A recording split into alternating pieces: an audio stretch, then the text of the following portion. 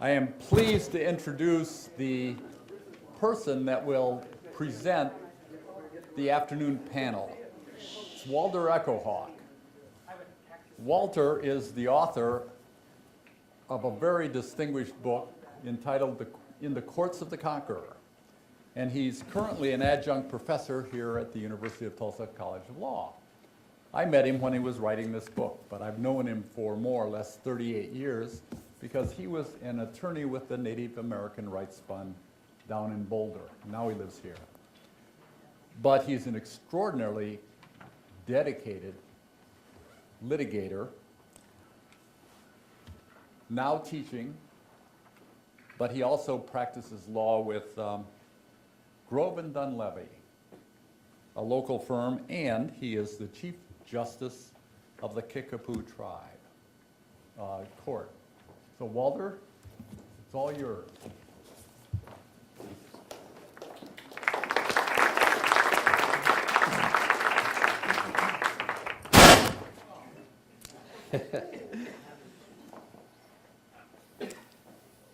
Good afternoon, everyone. My name is Walter Echohawk, and I thank Wally Johnson for the very kind and generous introduction. This morning, we heard a very amazing bit of oral history from the actual participants in the Nixon administration who converged at a signal moment in U.S. history during the making and formation and early years of this landmark American Indian self-determination policy, which has endured to the present day.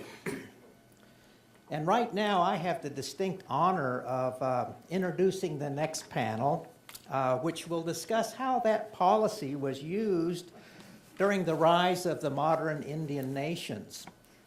But first, let me welcome, if I may, all of the panelists on both panels to our great state of Oklahoma. We are home to 39 Indian nations and are very glad to have each and every one of you here with us today, because the Indian nations of Oklahoma are vitally concerned with today's conversation. No principle is more important to Indian nations than the principle of self-determination. As panel one made clear, the creation of that policy in 1970 was a historic moment.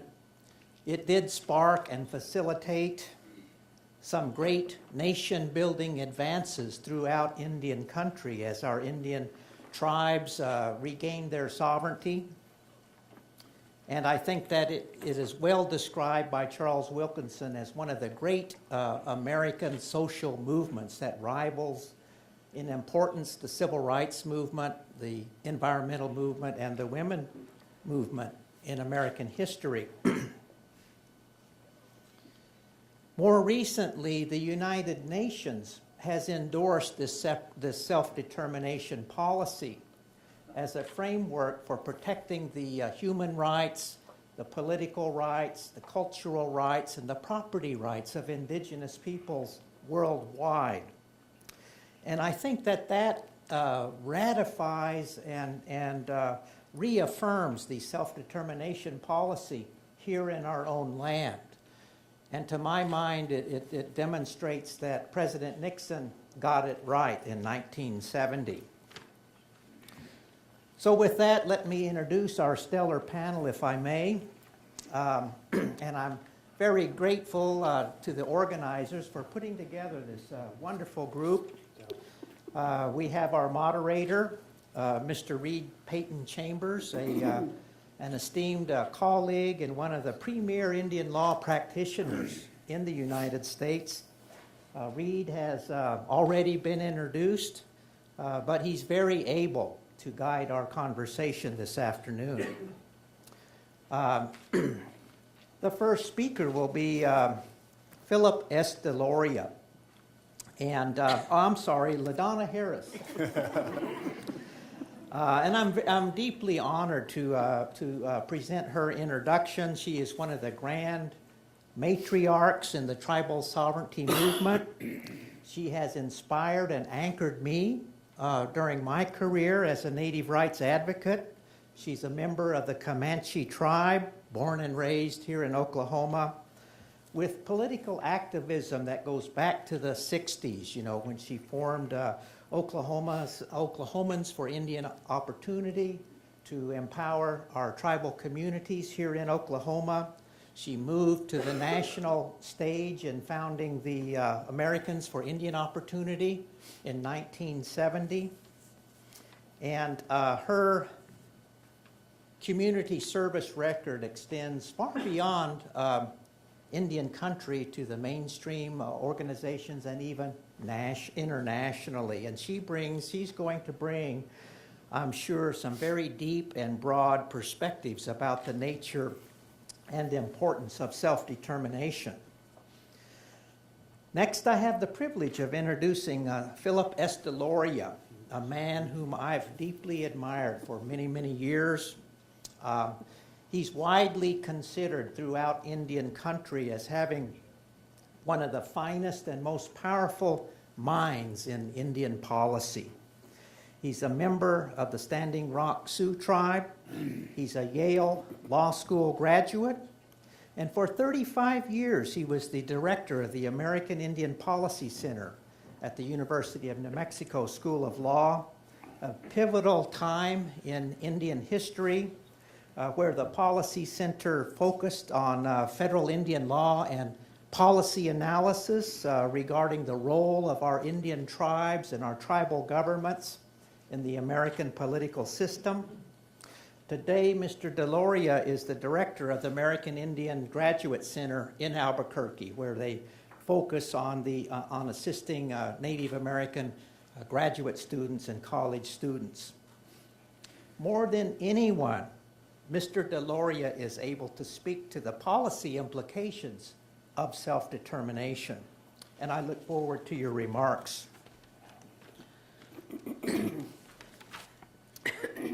Third, we have with us today, we're very fortunate to have him, Professor Robert Anderson, who is of the Chippewa tribe of Minnesota.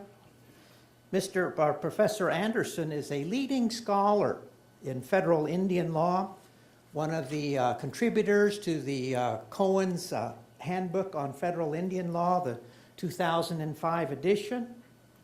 He's a longtime visiting professor at Harvard Law School. Currently, he is a professor of law at the University of Washington, where he also directs the Native American Law Center. Professor Anderson also has a stellar legal career as a litigator, having worked for 12 years as a staff attorney with the Native American Rights Fund, involved in very complex and important litigation. He's also versed from his years working as a special assistant to Secretary Babbitt on political and policy matters as a special advisor to Secretary Babbitt. And most recently was on the Obama transition team for the Department of Interior the year 2008. In him, we can see a career and the dedication that makes Professor Anderson a prototype role model for our Native American attorneys in the 21st century. We need look no further than to Mr. Anderson. Finally, last and certainly not least, I'm very pleased and privileged to introduce Hilary C. Tompkins. She carries the distinction of being the Department of Interior's top lawyer. For the past 3 years, she is the very first Native American woman to be the solicitor for the Department of Interior, supervising the work of 350 attorneys. She has a high-caliber, groundbreaking legal career. A member of the Navajo Nation, she graduated from Stanford Law School in 1996, clerked at the Navajo Nation Supreme Court, worked at the Navajo Nation Department of Justice, went on to become an assistant U.S. attorney and a litigator with the Department of Justice. And I think that in her we can see our current and next generation of federal Indian law attorneys and know we are in good stead.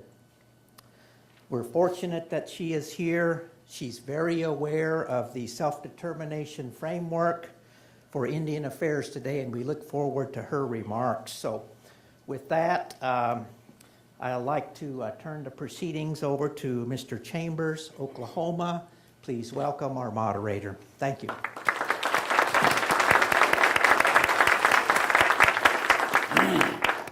Thanks very much, Walter, and good afternoon, everyone. Without further ado, they've already been introduced. I'm going to call on my old friend, not old friend, my long-standing friend, LaDonna Harris. Thank you. I am an old friend, and it's wonderful to be here and particularly be in this beautiful museum. The Gilcrease is really the jewel of, one of the main jewels of Oklahoma. So I'm pleased to be here amongst friends and friends throughout the ages. You may have noticed something in Bobby's presentation, by Bobby Kilberg's presentation. I knew her as Bobby Green. The first time I met her, she was at my house as a young White House fellow. And they were first time that there were two Indians involved in the White House, chosen as a White House fellow. And I was eager to meet with them, but she seemed to know more about Indians than they did. And I just adored her, that I didn't have to explain didn't have to go through Indian 101 for her. She had already been out on the Navajo practicing law there as she herself came out of more or less beneficiary of the Office of Economic Opportunity. And I consider myself a beneficiary of that. That is how we started Oklahomans for Indian Opportunity here, and was the first statewide organization, Indian organization in the state. And it was there I learned how to be an organizer and learned much about politics. But I wanted to share with you about Bobby. You know, as being a Comanche, relationships are the most important thing. We say that's our relationships and responsibility to those relationships. Since that time that we first met at my house, she became my daughter.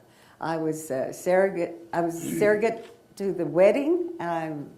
When she married Bill, I was a surrogate to her first child, and I had the privilege of being her neighbor and friend. And I think, though I was married to a United States senator and had already gone through the Johnson administration, I learned more about the White House, how the White House functioned through her. She got assigned to the White House. And it was because of her, well, first I should start, the Taos people came to Senator Fred Harris's office and he invited me to sit in on the meeting and asked us to be, would he sponsor the legislation for the return of the Blue Lake? And we talked to them, and it was because of their sincerity. They had been working, as was told, 60 years on this, and many people were involved in this. But Fred was able to take the responsibility of the legislation. And he told the staff, if we don't do anything else, we're going to work to help the Taos return their Blue Lake. Well, of course, I had become involved in civil rights in Oklahoma and Indian rights, and been involved. So I was beginning to work to make it a civil rights issue, a religious rights issue, kind of on the outside. And then Bobby suggested that I should go and meet Lynn Garment. And so I called and made an appointment. I'm not sure how that worked out, but I got in the Nixon White House, and that was quite a privilege. And to learn to know Lynn Garment was quite a treasure. And I know that he's ill now and unfortunately not with us today, but I wished he were here to share part of this story that he plays. And through him, I got to know Brad Patterson. We have become friends and have continued to be friends. I feel like I know his family because every Christmas I get a Christmas card with the pictures of the family, either climbing a mountain or something extravagant. But so that relationship turned into be a very valuable one, because in talking with Mr. Garment, I suggested that one of the pictures that went around the world was Nixon as a candidate was with a picture taken with the Taos people, and that what we would really like for this to be a nonpartisan issue, that Indian issues usually became kind of more of a democratic issue, and we were looking to make it a nonpartisan issue. He picked up, after a nice, wonderful conversation, he picked up the phone, made several calls, and I was in Griffin's office. He was the leader of the Republican Senate. And his aide says, I don't know what happened. He shook hands with me, and then he found himself in Fred Harris's office. And they worked together, the two senators worked together to make it a bipartisan, because, as was mentioned, Senator Anderson from New Mexico was one of the most senior members of the Senate, very distinguished, had all of the seniority that anyone could have, was also head of the Interior Department, which that bill had to come through, and his protege was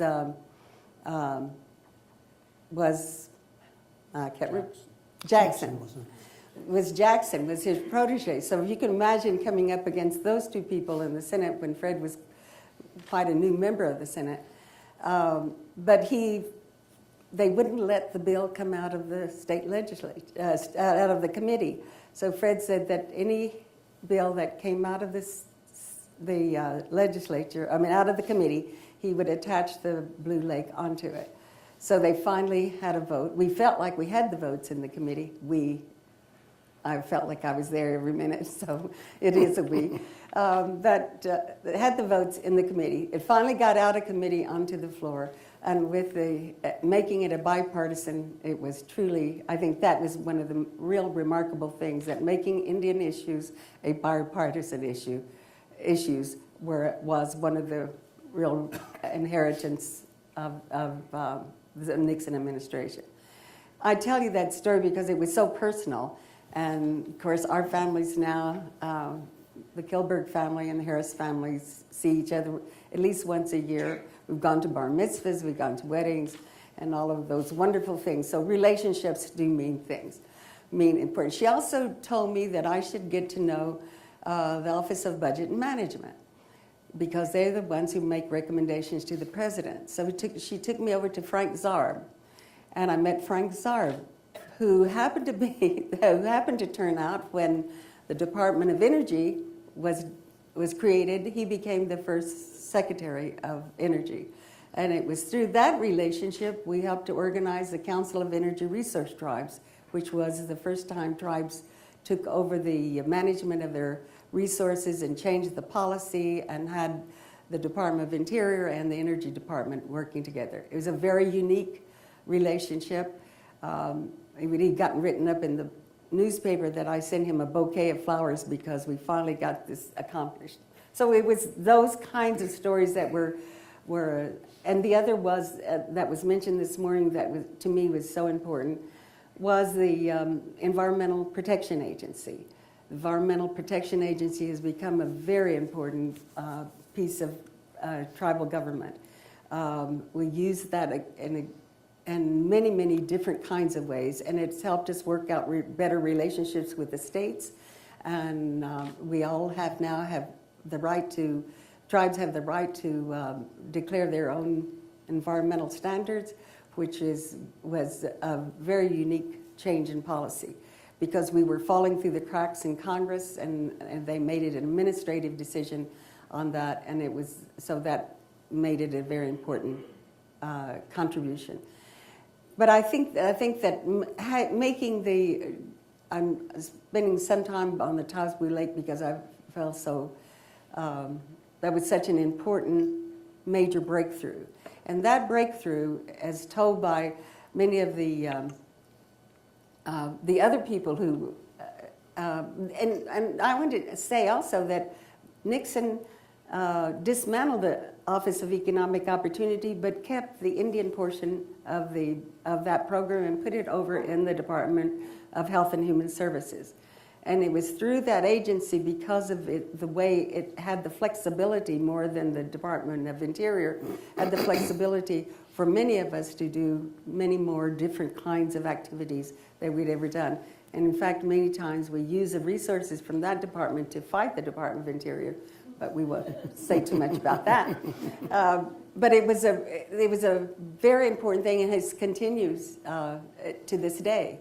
It was also the Head Start program. It was the Nixon administration that group of Indian people, Philip Martin from the Choctaws, John Crow from the Cherokees of North Carolina, and Stanley Paitiamo. They came and said they're going to do away with the Head Start, and it's been the most important thing for our children to maintain their language and give them a cultural base in readiness for school, for education. And so they asked me if I would set up an appointment, which I did. And those three men convinced the assistant secretary that was an important point to save the Indian Head Start program. They took it to the secretary, and the secretary said, well, let's save the Head Start program for all people, for all young people. So those three men get a lot of credit for saving the Head Start program, because they made such a wonderful explanation of what the importance of Head Start meant to young Indian children. Those are the things that I remember. It was a very dramatic time, civil rights movement, the women's movement. I seem to get involved in all of those things. But it was important to the Menominee restoration. That was the second. Because of the success of the Taos Blue Lake, the Menominee people will tell you today, had it not been for that success, that they probably would not have been reestablished as a tribe. They had been terminated in the past. And Ada Deer, many of you know that name. Ada Deer, again, she was a product of the OEO program, came and lobbied us. I didn't think that the Congress would ever change its mind on this, but she worked the halls of Congress. We gave little receptions, and we did things to be useful to the tribe. And they passed, the Congress reversed itself on termination and said never again. Not only would they reestablish the Menominee, but they would do away with termination, never to have it as a policy, federal policy ever again. So that was a real remarkable time. And it was a result of the Taos Blue Lake. The Alaskan claims was mentioned. Fred and I were much involved in that, and I think he introduced legislation for $60 million, and we got $40 million, so that was one of the pluses that we like to think of. We didn't watch it close enough about the corporations, but we did get the land settlement, because they said they were people who still used the land, lived off the land. They had to have, the land was more important actually than the financial aspect of it, because they still lived off the land. That was their argument. But again, most of those were people who brought their issues and were so persuasive that and had the courage to do it because of the success of the Blue Lake. And then, of course, with the support of the White House, was the Alaskan claims again became the success it has become. I think that's what I'll share with you now, and perhaps you will have questions or questions afterwards.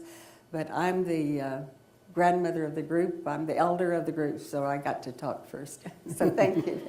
Thank you, LaDonna. Thank you so much for your leadership over the years on Indian issues. It's been a wonderful thing for the Indian community. And the second speaker, I guess you're the grandfather of the group, is Sam. What does that make us? Old Grandpa Sam DeLoria. I want to just say one thing about Sam as the director of the American Indian Law Center for over 30 years in New Mexico. Sam has changed. When I was associate solicitor and Kent was solicitor, there were a couple of dozen Indian lawyers in the country, American Indians, who were lawyers. And as a result of the tremendous work Sam has done over the years, there are now several thousand through that program and through the summer program.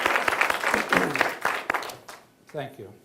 I did it all by myself. My own money. I appreciate that, Reed.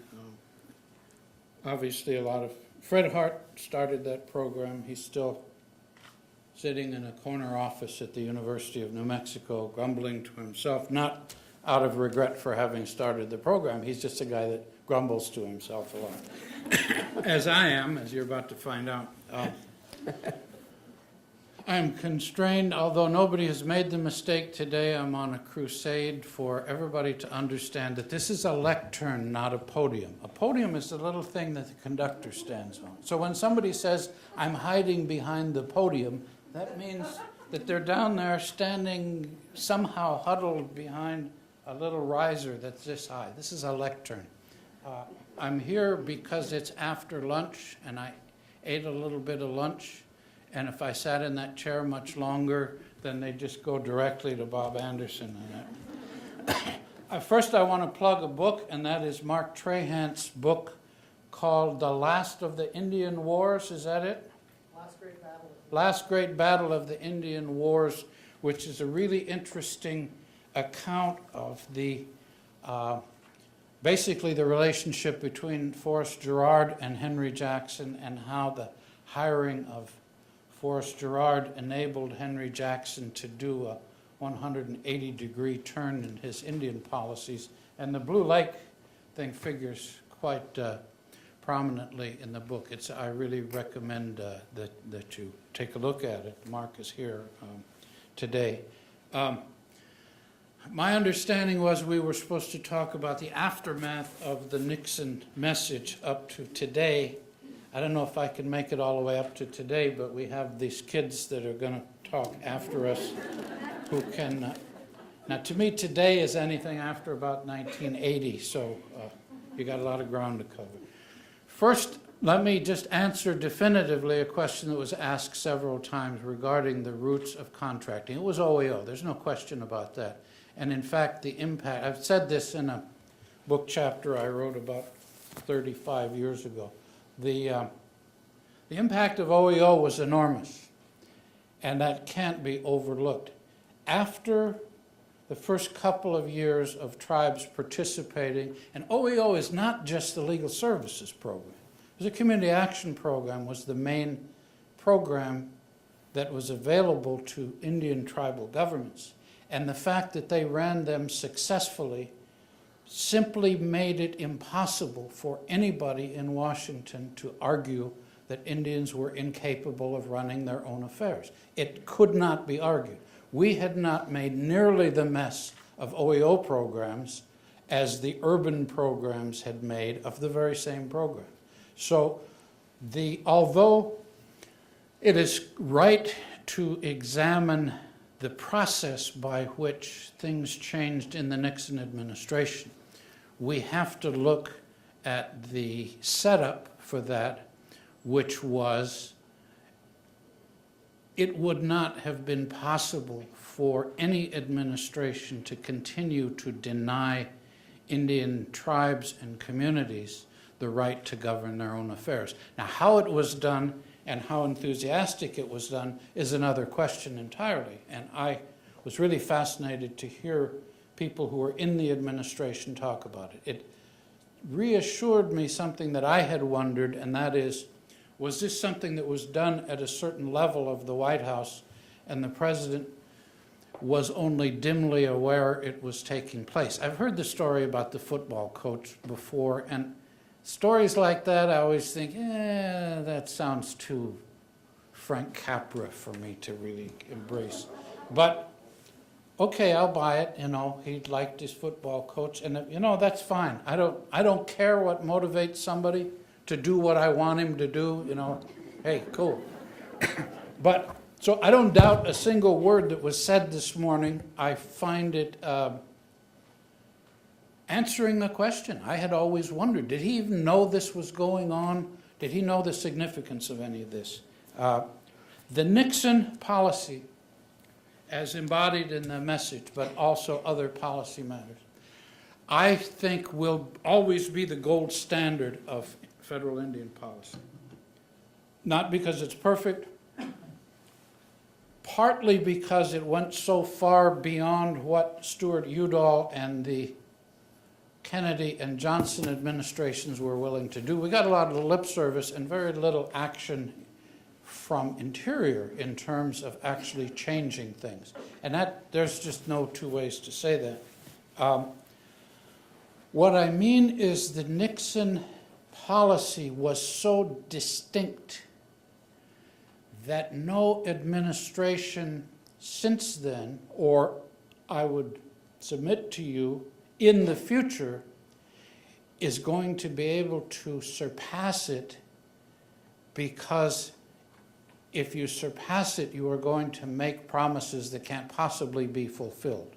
And so every administration since then has either tepidly embraced the Nixon policy or pretended it never happened. But it is a cliche of Indian policy analysis and Indian history that Nixon was the best president for Indians ever, or the best president for Indians since Roosevelt, if some people argue that. It certainly is the gold standard, and I don't think any other president is going to try to top it, because you can't, and you don't want to get too much farther out on a limb. So Democratic administrations are not going to embrace it because he was a Republican.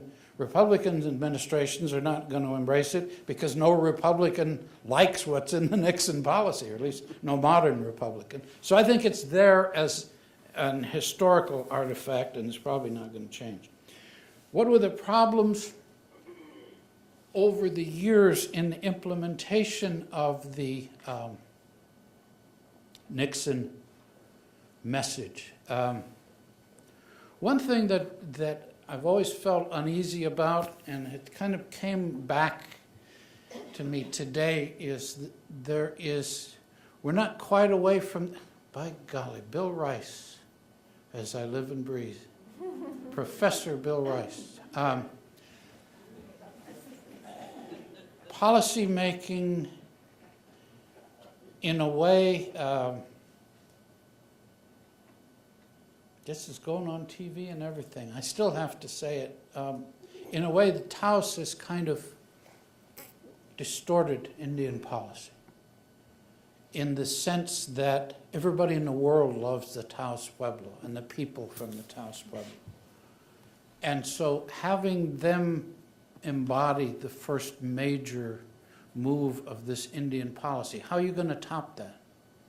How can those of us with more humdrum issues to be brought before the federal government for resolution possibly hope to provide anything that brings hardened federal officials to tears? We can't do that. Now, this is not an argument against recognition of the beauty of Indian cultures, and it's not an argument at all that the Taos people are manipulative. In fact, one of the many good things that can be said about them is that they're completely oblivious to that sort of thing. Nevertheless, it puts the rest of us in a position of saying, how can I compete with these guys? How can I get the attention of the federal government to my little humdrum thing, which involves some acres of land that we're really entitled to, that we want to get back? But I can't do all this pageantry. I can't make people cry. What the hell is this all about? So in that sense, the idea that you have to appeal, I put a thing, I love playing with Facebook. I put wacky things on my Facebook page, and I put a thing on Facebook the other day saying, the Western Hemisphere's Native Americans, our new slogan is purveyors of spirituality to the Western world for over half a millennium. You know, we're not performers. And this is not a criticism of the Nixon administration. It's more a reflection on the society. We're not performers. We shouldn't have to make you cry to get justice. We shouldn't have to present a particular pageantry of culture in order to get justice. Justice is justice. It shouldn't have to be earned through entertainment. It shouldn't have to be earned through personal relationships and family relationships. That's not the way you run a government. That's not the way you do justice. So I'm a little uneasy about that. As people proceeded to look at the Nixon message in action, in life, I think that over the years we have tended to simply accept the Nixon message as the gospel, and we have done very little to look at the complications and the implications in the Nixon message. What is self-determination? I haven't the faintest idea. I know it's a slogan. I know it's the name of a piece of legislation. I know it was in the Nixon message. But when it comes to looking at the actual implications, for one thing, the term self-determination internationally means something completely different from what it means in terms of American federal Indian policy. For the second thing is self-determination that somebody else is paying for isn't really self-determination. It's a different kind of relationship. We don't talk about that at all. We talk about self-determination in the abstract, but we spend almost no time looking at what the exact outlines are. There are many other policy issues that we simply don't discuss in this business. The Congress, which is supposed to set policy, has no clue. You could go and you could testify to the Senate Committee on Indian Affairs or to the House Committee, whatever they call it now, Natural Resources or something. You could tell them anything about federal Indian policy, and they would believe you, because they who are responsible for it have no clue what federal Indian policy is. Their hearings have nothing to do with federal Indian policy. Their hearings are basically trotting out the same half a dozen guys that they like to hear from to talk platitudes about something they call federal Indian policy, but nobody's looking at federal Indian policy. And at least I will have to say for the Nixon message is it touched the important bases in federal Indian policy. The problem is in implementation, we've left it at that. We haven't really followed through. That's as much our fault on the Indian side as it is anybody else's fault. Conflict of interest. I think, if I'm not mistaken, Reed Chambers wrote a law review article about it. Didn't you introduce it into the conversation? I think Bill Veeder did, Sam, but I did write on You it. wrote an Yeah. article. The conflict of interest was not... Bill Veeder was a guy who worked for the Justice Department and then later worked for Interior, right? Yeah. He's never wrong about anything. You were wrong about everything. He was never wrong about anything. And the interesting thing was that he took opposite positions on things. So it was a little hard if you were going to follow him to know which... Now, I'm not going to say anything about anybody running for major office at the moment. But sometimes you had to know which Bill Veeder you were trying to emulate. Reed, I think, probably contributed more in his article on the conflict of interest that he wrote while you were still a professor. I don't know when he wrote it. I'm going to stop asking him. It's my turn up here anyway. That Reed made a tremendous contribution, and the acknowledgement in the Nixon message, the acknowledgement of a conflict of interest was an enormously important acknowledgement for a president of the United States to make, because it was an acknowledgement that in having a relationship, they always take a picture when I'm going like this, that in having a relationship, political relationship with Indian tribes, the United States is limiting its own sovereignty. I shouldn't say that. I'll have a bunch of tea bags thrown at my head as I walk out to go to my car, but that in fact is the case. When you admit the existence of somebody else, something else, you are acknowledging a limitation of yourself. So having the president admit to that was tremendously important. problem is he was wrong in a way. In the next administration, Griffin Bell came in and wrote a letter in which he said, the United States never has a conflict of interest because the United States is always the client. The Justice Department never has a conflict of interest because the United States is always the client. Griffin Bell was right in a way and wrong in another way. And where we have failed to implement the Nixon message is not in not enacting the Trust Council Authority legislation. That would have been a disaster for the Indians. And the reason it would have been a disaster for the Indians is the minute they set that up, every single meeting that any federal agency had from then on that involved an Indian issue, they would look at each other and say, what about the Indians? And somebody would say, the hell with them. They got their own lawyers. Let them sue us if they don't like it. And the importance of that is the standard in court is the federal decision has to be outrageously beyond the federal officials' legal authority. If you're arguing within the administration, within an executive branch, you are arguing how discretion should be exercised. A much easier standard. If you have to go to court on everything, you're going to lose 90% of the time. So the Trust Council Authority was the wrong solution to this problem. The reason Griffin Bell had a point. The United States is always the client, or almost always the client. Are you trying to shut me up? No, I'm not right 3 more now. minutes. Okay, that's okay, good. all right.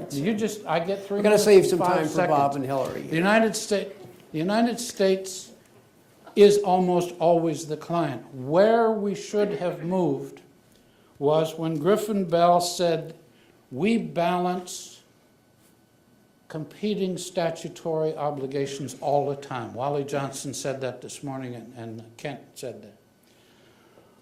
What we need to do to deal with this conflict is to look at the process by which they do this balance and put that subject to a regulatory procedure so that we can be assured that the Indian argument gets the proper hearing. That's what we have failed to follow up on.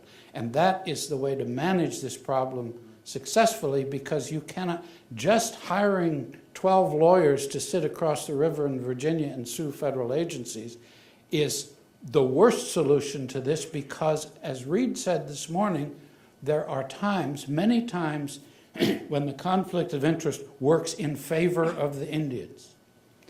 And if we are not in the meeting when the decisions are being made, we can't take advantage of those times. So it's the wrong thing. All right.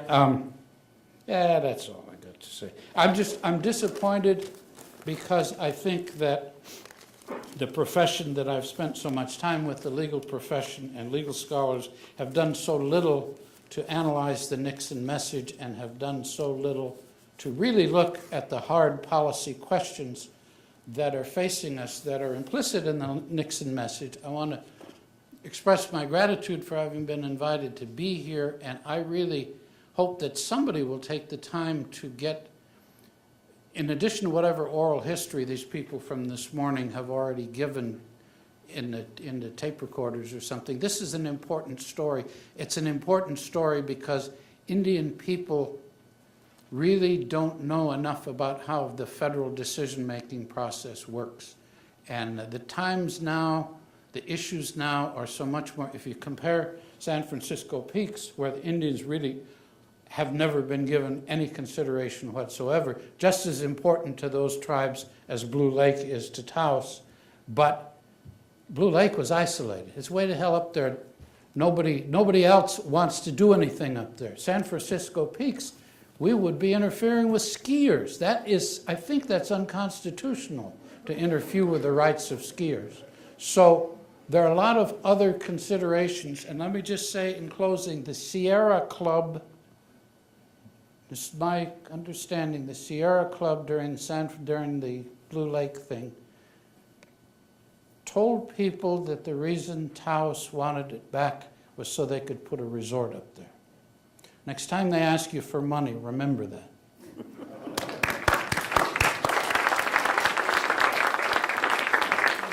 Stan, thank you so much, and thanks for all your work over the years. Our next two speakers are, I guess, the grandchildren here, at least the younger Indian leaders. Bob Anderson has been a leader in the Clinton Interior Department and now at the University of Washington. Bob? Thank you, Reed, and thanks to the Gilcrease and to the Nixon Foundation and organizers for inviting me to this event.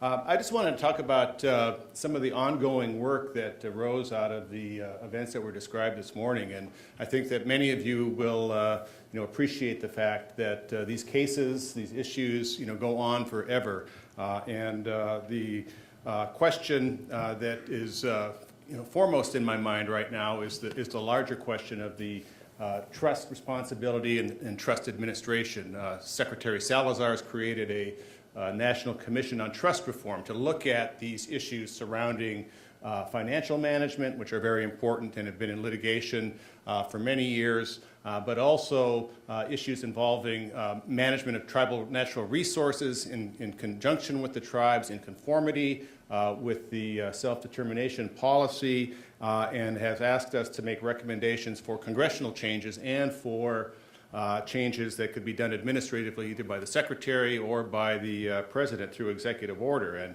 And we're all taking our job seriously because although we've made a lot of progress in terms of the federal-tribal relationship in the last 40 years, there are still ongoing difficulties that cause tremendous tension between the tribes and the United States in its role as trustee and in its role as it administers other federal programs that affect tribal interests.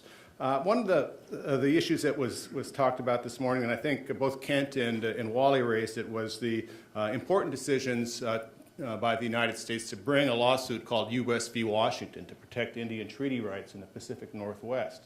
And that case met with a resounding success in 1974, with the district court recognizing the tribes of the Pacific Northwest's rights to up to 50% of the harvestable surplus of fish. That was a wonderful case brought by the administration. Another case was brought by the Bush administration in the late 80s to extend that ruling to shellfish, which was also victorious in the federal courts in the 1990s. And then again, in the Clinton administration, a third suit was brought to support those important harvest rights with an environmental servitude, a right to protection of the environment in order to ensure that there are salmon and that there are shellfish available for harvest by Indians and non-Indians. And once again, that case was victorious in 2007 in the federal district courts. And I make this point because the litigation theories that were developed in 1970 and 69 by the U.S. Attorney's Office, by the Solicitor's Office, have been adhered to by every administration since then. Both Bush administrations, the Reagan administration, and the Clinton administration, and now the Obama administration. And that sends a tremendous message to the opponents of tribal rights and tribal resources, whether they be state attorneys general or other Western interests that would prefer to have these resources to themselves. It tells them that this is a nonpartisan issue, that the United States is steadfast in supporting tribal claims to these resources, and equally important, it shows that it's serious enough that you have the United States walking into court arm in arm with the tribes in this litigation. So it's a tremendous decisions that were made, like the one to bring U.S. v. Washington, that have generated positive results throughout the West in terms of access to treaty resources and water rights throughout the western United States. And I know that Hilary has on her desk right now requests from other tribes seeking the assistance of the United States in evaluating claims for in-stream flows for fisheries support purposes. And I was the associate solicitor back in the 90s, and I know how these arguments go, and so Hilary's going to do what Kent did when he brought Reed in to argue with the BLM's lawyers or the Park Service's lawyers, is to sit down in that solicitor's conference room with Kent's picture and everybody else's and have a frank and no-holds-barred legal discussion of the issues that are at hand, and then the solicitor makes a decision. But it gets things out on the table, and it's a critical function that takes place in the Interior Department. The water rights cases are critical. They've led to major settlements in the last 20 years. There have been 29 federal Indian water rights settlements that have provided tremendous benefits to tribes and to the non-Indian communities affected by the assertion of those rights. But first and foremost, the administrations have supported these tribal claims, not without a lot of grumbling and a lot of current complaints about exactly how the administration carries these things out, but there is a vibrant dialogue going on involving these important natural resources. The Alaska case is really an interesting one to me because I spent a lot of time working on issues up there when I was a lawyer for NARF in the 80s and early 90s. And there's no doubt that the settlement's grant of or recognition of 40 million acres to be held by native corporations and $1 billion was a great victory on the asset side. But left out was consideration in any adequate form of hunting and fishing rights. And Congress revisited that in 1980 in a way that has proven to be unsatisfactory and to the Native community. And I know that Secretary Salazar appointed a commission to make some recommendations. The Native community, the Alaska Federations for one, did not think they went far enough. But Alaska remains an ongoing experiment in terms of how that Settlement Act will be administered, and there's a great deal of work to be done now and by future generations of Alaska Native people and their advocates. The whole question of Native rights to hunt and fish in Alaska is something I just want to touch on briefly here because, you know, when Congress revisited this in 1980, they didn't want to adopt a Native preference for hunting and fishing rights. They said, well, we're going to have a race neutral, we're going to have a rural preference. They didn't understand the political relationship between tribes and the United States. So they said, well, we'll have this rural preference, and that will cover most Alaska Natives. Interesting to me is the fact that 7 years earlier in the Nixon administration, in the Marine Mammal Protection Act, there was an exemption for Alaska Natives from the coverage of that act's moratorium on the harvest of marine mammals. The Endangered Species Act has an exception for Alaska Natives. And so at that time, there was a recognition of this, of the status of Alaska Native people and their entitlement to discrete treatment, just like tribes in the other states, and that has somehow got lost between 1975 and 1980. So again, more work to be done in those areas. Now, the Supreme Court has, caused a lot of law professors to kill a lot of trees, complaining about how bad their decisions are in many areas. And I agree that in two particular areas, the court has done a really offensive job. One is in suits involving claims that the United States has breached its trust responsibility to tribes to such a degree that damages awards are justified. The court has set out a very narrow standard. I think that it's there, and hopefully Congress could fix that by being more precise in how it deals with the obligations of administrative agencies to carry out federal programs. But as was alluded to this morning, I'm not too keen on the notion that this Congress is going to get anything out that either party advances as part of their agenda. It's just too dysfunctional at this point. The other area is a question of jurisdiction over non-Indians on non-Indian land within reservations. And with the advent of the self-determination era, tribes really got to the business of regulating, like other local governments do, exercising their sovereignty over matters like local taxation and zoning and so on. And the court has not looked favorably at that, whether there are justices that are appointed by conservatives or liberals. And this all comes out of the allotment policy that Reed talked about a little bit this morning.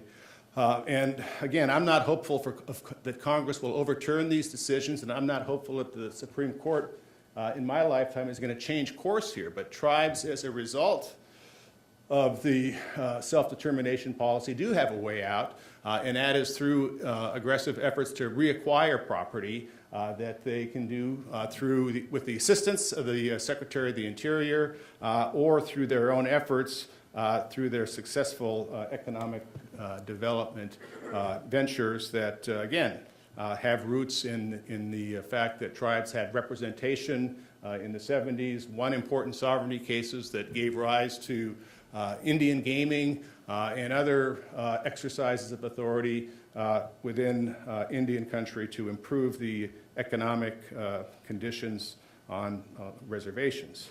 So I don't know how I'm doing on time here, Reed, but, I'm going to leave plenty for Hilary and 3 or 4 more minutes. for the rest of the group to discuss. But I think that Not as bad as Sam. not as bad as Sam, okay. But I think that there are important tools that are available to deal with these ongoing issues. And the fact is that they're going to be around for a long time. So I think in this room we've got people who worked in the Nixon administration on U.S. v. Washington. I worked on U.S. v. Washington in the Clinton administration to get the environmental cases filed.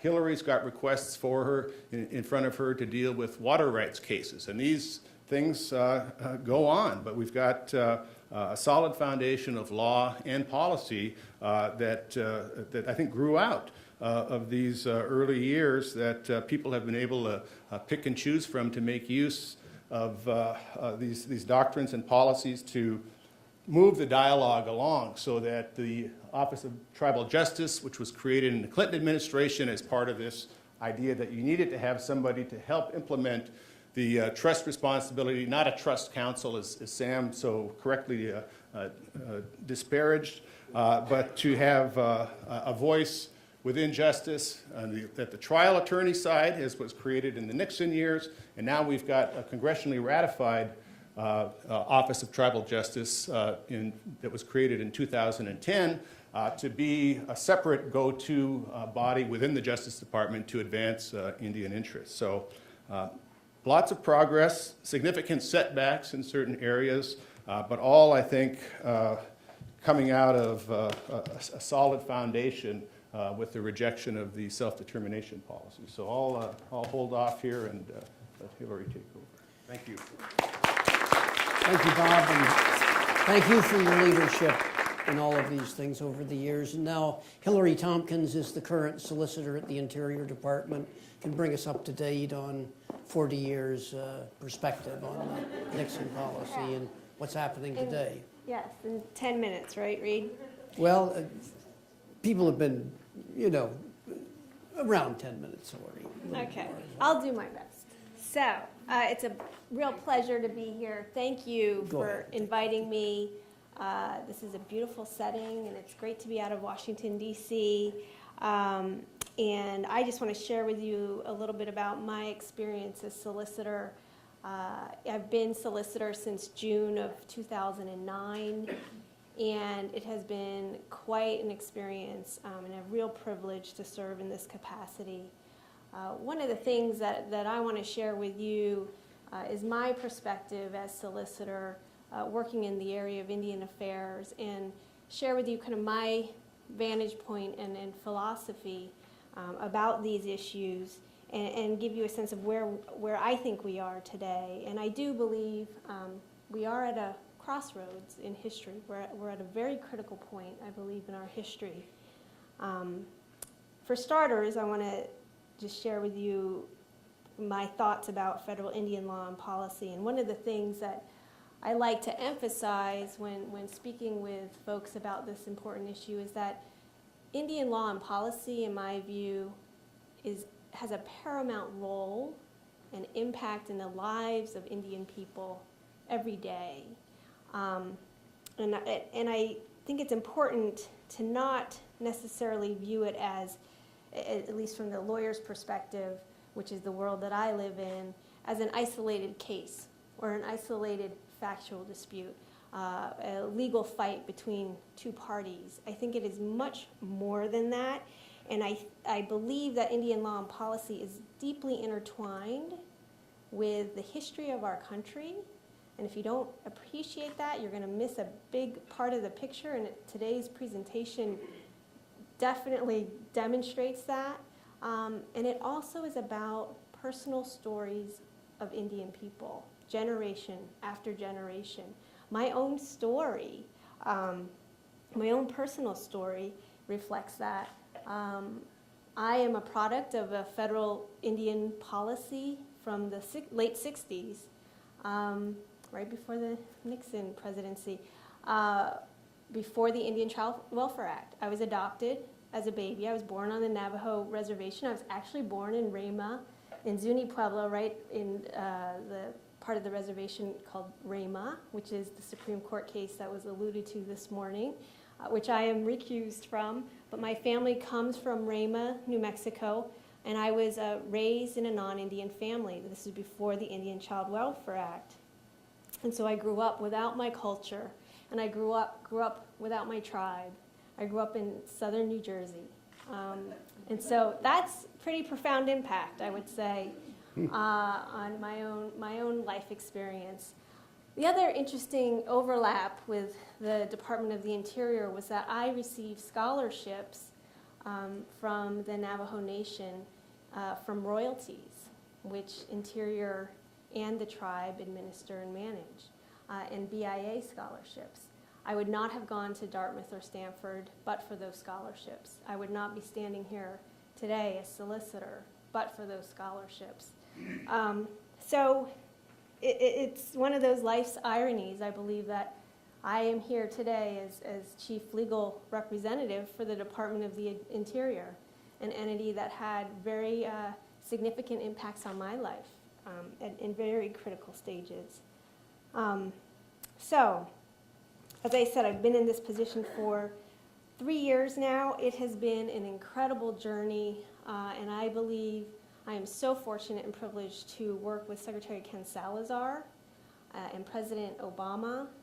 This has been an amazing team to work with and leadership. I think President Obama has really been tremendous in his leadership and commitment to Indian country. He has had a historic number of engagements with tribal leaders. Every single year since he's been in office, he's had a White House conference with tribal leadership. He's a proud member, adopted member of the Crow tribe, and he has been very vocal and supportive of strengthening the relationship with Indian tribes. And similarly, Secretary Ken Salazar is just an amazing leader and individual. From day one, when I started this position, he said one of his top priorities was rebuilding the trust relationship with Indian tribes. And I'll get into that a little bit more about my experience on some particular examples. But just a very, very strong advocate for Indian country, and also willing to recognize the historic wrongs of the past and emphasizing the need to do it differently in the future. With this leadership, I think it's been possible to address a number of really important things upon the start of the term of this administration.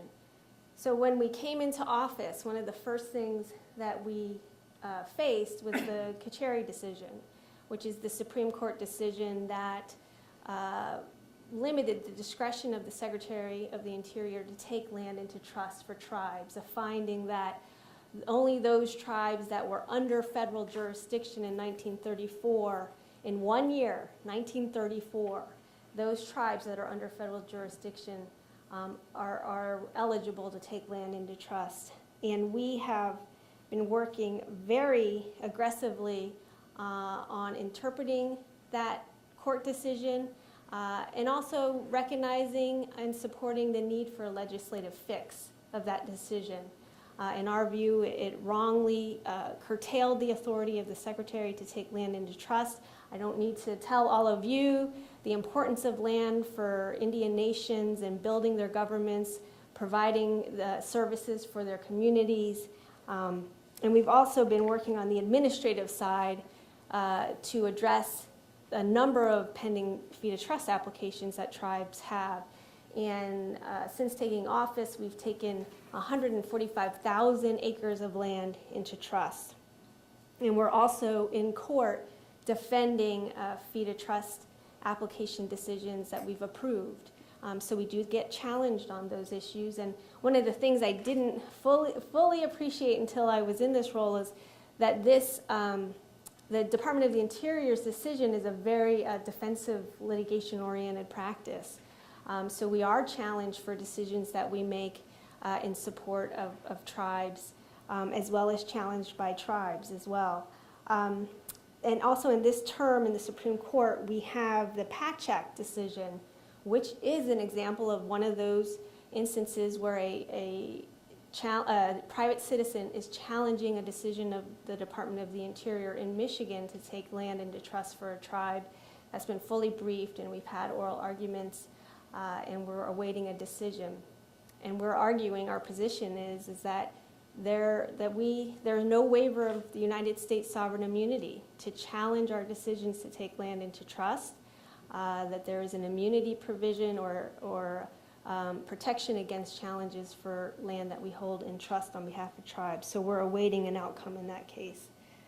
Some other things that have occurred under the Obama administration, and they've been alluded to here, is the enactment of the Tribal Law and Order Act in July of 2010, providing tribes greater sentencing authority, training for law enforcement, recruitment for law enforcement, training for domestic violence and sexual assault crimes, combating alcohol and drug abuse issues. So those are with that act, we are hopeful to provide expanded support and capacity to deal with the issues that Indian country face in that regard.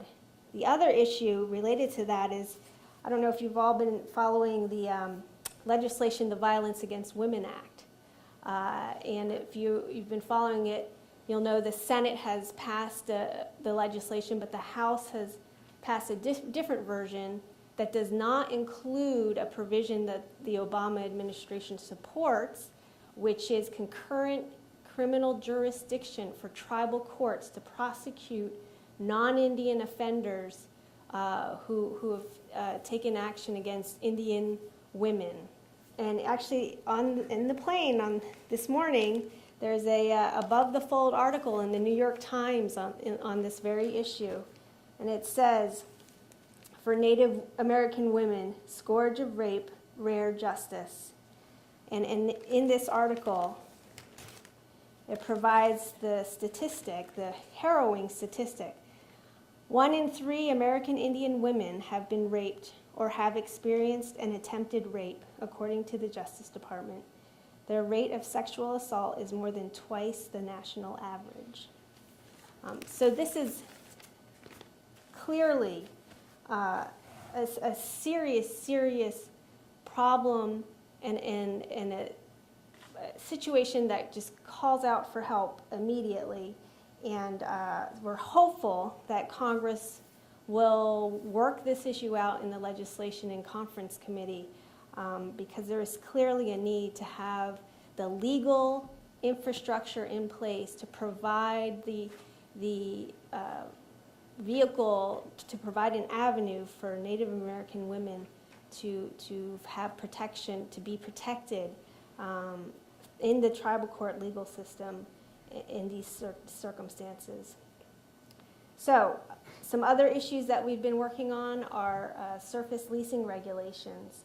We've gone through proposed regulations that will change the leasing regulatory regime for leasing Indian lands. And these new regulations are specific to business site leasing, residential leasing. Believe it or not, before this time, there was just one universal leasing system.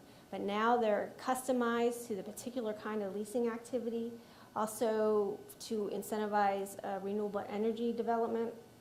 And so we're hopeful that those new regulations will come online this summer. And as was mentioned previously, President Obama in December of 2010 supported the UN Declaration on the Rights of Indigenous Peoples, demonstrating his support and this administration's support for the principles embodied in that important document. And I actually had the privilege of going with Assistant Secretary Larry Echohawk, who I will miss greatly. I'm sure you've all heard that he's been appointed to a high-level position with the Latter-day Saints in Utah. But I had the privilege of going to Geneva with Mr. Echohawk to present the United States record on indigenous rights before the UN Human Rights Council. And that was an important forum to talk about the United States history in that regard. We've also adopted a new tribal consultation policy. The president issued an executive order on this early in his administration, and then Interior now has a new policy that's been in effect since December. I think it's a distinct policy. It's different in the sense that it clearly specifies what types of departmental actions require tribal consultation and sets out a process about how tribes interface with the department with specific guidelines about engaging in that consultation effort. My experience in this arena has been, there's been a lot of talk about government-to-government consultation, but I think it's important to know what that means, how is that done, and how is it meaningful. And I think this policy helps set up some more concrete guidelines in that regard. And lastly, I want to tell you a bit about some important settlements that the department has been engaged in. We settled 4 major water rights settlements to date, over $1 billion in new water infrastructure projects. And there are more water rights settlements pending that we hope to bring across the finish line. And then an issue that I was very involved in directly when I first came in the door in June as solicitor. In August, I became heavily engaged in the COBEL negotiations. And let me just give you some context for this. The solicitor's office, there's 350 attorneys. We have the Washington office and then regional and field offices. Actually, my field solicitor, I believe, is out there somewhere. Alan Woodcock, where are you? There he is.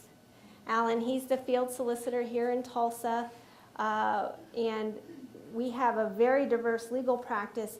One of the things, when I came in, I was told you have a Division of Indian Affairs, and you have regional and field attorneys working on Indian Affairs issues, but you also have the Indian Trust Litigation Office. So that's a new office, in relatively speaking, and that office, in my office, deals with all of the Indian trust litigation. And those are cases, there were about 100 cases pending when I assumed this position, 100 tribes, give or take a few, suing the Department of the Interior for breach of trust. So that gives you kind of the current day context of what has been the evolution of the trust relationship. For many tribes, there's 565 federally recognized tribes, but for many tribes, they have sued the United States. And there's a specific unit in my office to handle those issues. So coming into this position, I met with Secretary Ken Salazar and also Deputy Secretary David Hayes. And the Secretary was very clear, this is my top priority. We need to settle the COBEL litigation. We need to do the right thing. And Deputy Secretary David Hayes was in complete support of that, and we got straight to work on that. That was one of the first things that I handled coming into this position. It's one of the largest class actions ever brought against the United States. Over 300,000 individual account holders, There's almost 500,000 individual Indians who have trust assets. Not all of them had accounts.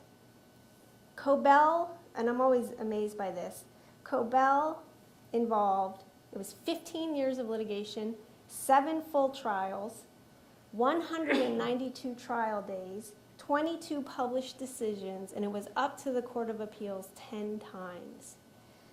And when we received it, we had just gotten a DC Circuit Court of Appeals ruling. We did hear similar themes that we heard this morning of opposition to settling, disbelief that we could settle. You'll never settle in a million years. Good luck. And we moved forward. We had tremendous support from the Department of Justice. And we got it done. We negotiated 6 months straight in a conference room with the lawyers, hammering it out. And I tell you, lawyers don't get a lot of credit all the time, but these lawyers worked out a settlement and engaged in the art of negotiation to a level that I think is unparalleled. $3.4 billion settlement. Just yesterday, the Court of Appeals affirmed the district court's approval of the settlement. So that was fantastic news. $1.9 billion, almost $2 billion will go to land consolidation to eradicate the impacts of the allotment policy. The Trust Reform Commission, which Bob Anderson is a member of, was also an outgrowth of the Cobell settlement. There was a commitment by Secretary Salazar not only to settle the grievances of the past, but to see how we cannot go down this path again and have this commission evaluate what can Interior do differently, what can Interior do better. And also out of this settlement is a $60 million education scholarship fund for Native American students. In the aftermath of Cobell, we also then looked at those other cases with the tribes. And just this spring, we announced the settlement of 41 cases, 41 tribes we have settled with, over $1 billion in settlement. And this, to me, marks a sea change in the relationship. I entered this role where we had been in litigation, Interior had been in litigation for decades with many, many, many tribes. Now, within a period of 3 years, we have settled many of them, and we are continuing to talk with tribes. This is why I think we're at a critical crossroads. In my view, the future of the trust relationship does not rest in the courtroom. There can always be legal debate about the scope of the trust relationship and whether it's been breached. That can go on to the highest court of the land, and it will take decades probably to get to the highest court of the land. But in that context, you will have the outgrowth of that, an adversarial relationship, chilling effect. Interior will be in a defensive posture. And it has an impact in the sense that the norm becomes that the tribe will sue Interior. In my view, we don't want to accept that as a normal outcome. We need to find those opportunities to see if we can avoid litigation. Sometimes litigation might be the only avenue, and I respect that, and tribal governments need to make those decisions for themselves. From the Interior vantage point, I would say we at Interior as trustee need to explore every option available before that becomes the only viable option.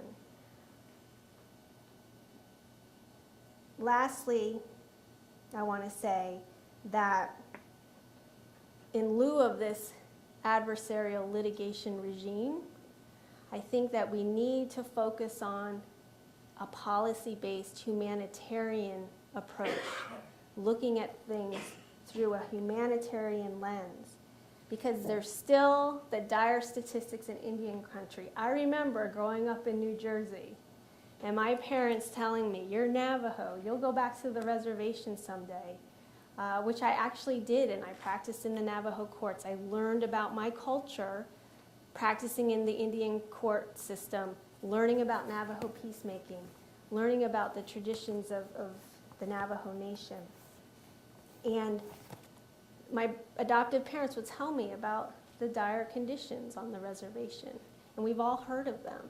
And I think one of the things that I find troubling is that there's still those dire statistics out there. They're getting better, and I think that there's attention that's been drawn to them, but they're still there, and I've known that for 44 years of my life. And such as, just to give you some statistics, in 2010, the poverty rate in Indian country was 28.4%, 28.4%, whereas in the rest of the United States, 15.3%. Some reservations face up to 80% unemployment. Suicide is the second leading cause of death behind unintentional injuries for Indian youth ages 15 to 25 years old, and 3.5 times higher than the national average. 3.5 times higher. And I know my good friends over at the Health and Human Services and my old friend Pam Hyde from New Mexico, working with SAMHSA, is tackling those problems, and the folks at Interior as well. So there, in my view, there remains much suffering in Indian country. There's also much strength. And let me close with my final thought. I also think one way that the trust responsibility can be live on and be strong, the trust relationship between the United States and Indian tribes, one way it can be strong is through Indian youth. The president signed an executive order in December of last year, White House Initiative on Native American Youth, and Secretary Arne Duncan and Secretary Ken Salazar just signed an MOU to form a partnership on education in Indian country, closing the achievement gap, addressing the alarmingly high dropout rate, preserving Native culture and language, which is something I didn't grow up with, but that I know is so invaluable to Native people and their continued strength and vitality as Indian nations. So I leave you with that thought, that Indian law and policy has to be informed by the people who live and breathe the impacts of the decisions that are made by the federal government every day. And the more that Native Americans can sit at the table and be active participants in that decision making, the more long-lasting those decisions will be and the more effective. And we have to invest in our Native American youth now, because they're going to be the future leaders. They're going to be the future leaders and active participants, not just in tribal government, but in state government, in federal government, in the judiciary, in elected office. So I believe that is a top priority right now. So thank you for listening, and I look forward to having a dialogue with these amazing panelists, and it's been a real pleasure. Thank you. Hilary, thank you. And these settlements of the Cobell case and the tribal trust mismanagement cases have really been groundbreaking. I mean, you did have a whole lot of those when you came in office. We didn't have that, Kent and I. There were Indian Claims Commission cases, but you've really done a terrific job, and the administration has, in my view, in making generous settlements of so many of them. And thanks for that. I'm going to circle back to your three colleagues here and see whether they have other observations or questions for each other or questions for you. Well, I've got one brief point that I forgot to make out of that U.S. v. Washington litigation, is that not only has there been court victories, but the tribes in Washington now have more natural resource fisheries managers than the state and federal governments combined in Oregon, Idaho, and Washington. And it's just tremendous numbers of people on the ground, a lot of young people who are carrying out these management functions in partnerships with the state and the federal government in a co-management regime that really is pretty amazing and positive. Kent and Wally, looking back on the 40 years, when the Justice Department and Interior and tribal attorneys were bringing the fishing rights cases, I mean, it seems that a lot of what was achieved to me over the 40 years as I listened today, Kent pointing out, for example, that almost half of the water in the Central Arizona Project is now devoted to tribal uses of one sort or another. Or the half of, you said, Bob, half of the fish now, it was 5% of the fish in the Pacific Northwest were caught by Indian fishermen. So it was a situation where the treaty rights had just not been enforced. And over the last 40 years, Hilary, you mentioned the 29, or one of you mentioned, maybe it was you, Bob, 29 water settlements, 4 in the Obama administration. Hopefully a couple more this year, Hilary.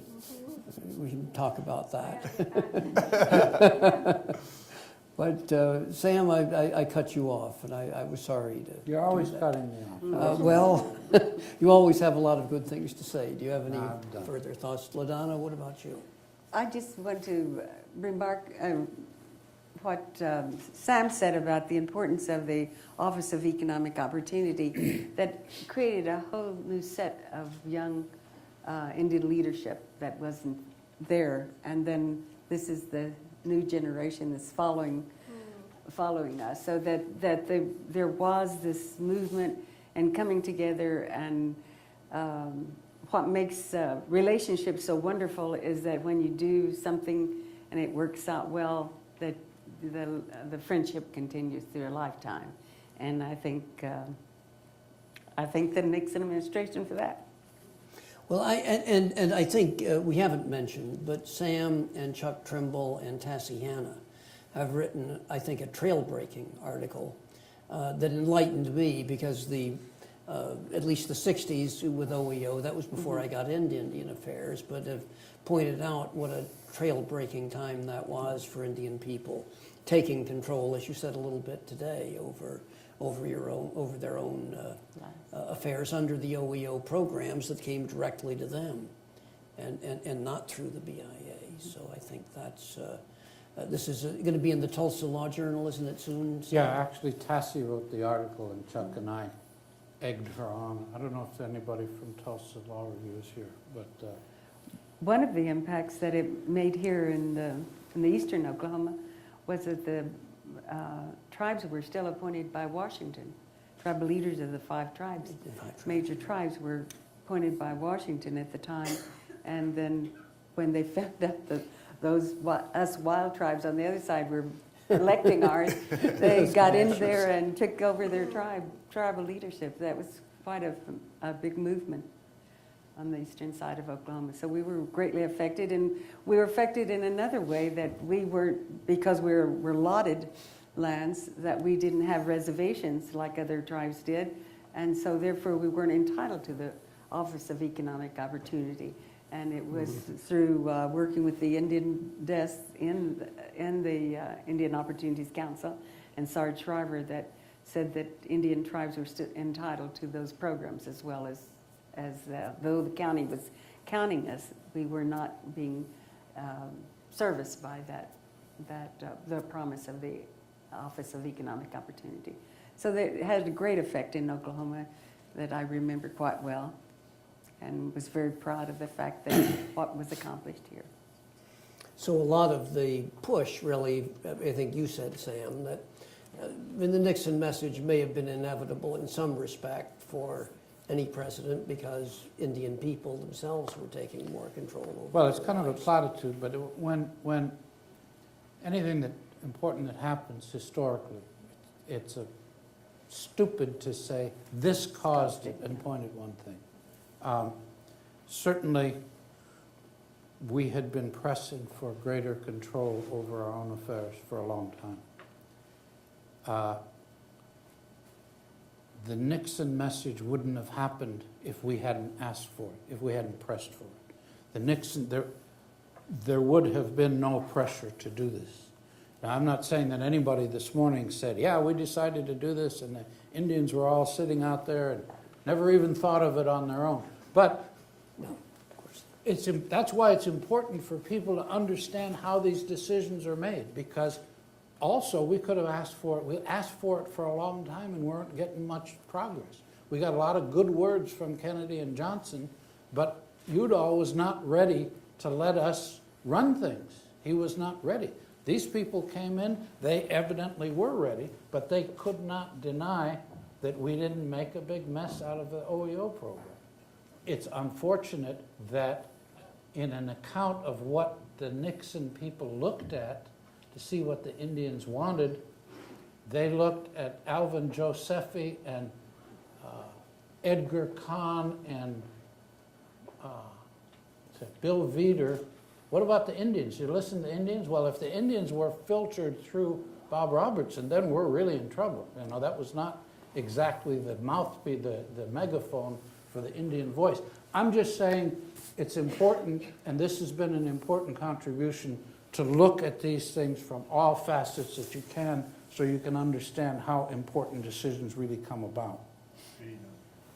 Jeff, I think we're that's done. an excellent Thanks, Sam. note to end on. The hour grows late, and we, like with the other forums, we could stay and let this conversation go on and on, but we try to limit these to just 90 minutes, and I think we've had our real earful for the 90 minutes. I thank the audience, and I thank our panel and our moderator, and we look forward to further conversations and other legacy forums. Thank you again.